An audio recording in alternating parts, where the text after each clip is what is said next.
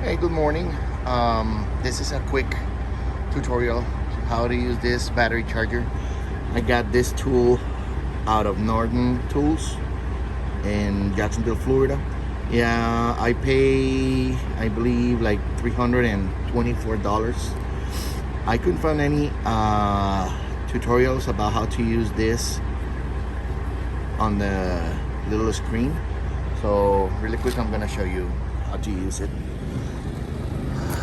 Number one, you have this is your screen, so that way you know how to configure the battery charging.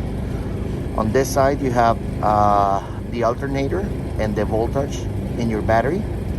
On this side you have slow charge, boost, or the starter. I do not recommend use this function if your battery is completely dead. This means that the battery charger is working.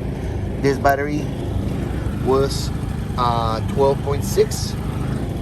It's been 3 minutes later and 13 volts. Now you have to decide which battery do you have, standard, AGM, or gel. Depending which one do you use, select this option and start the bottom. That's it. Oh, by the way, this is useful for 12 volts or 24 volts.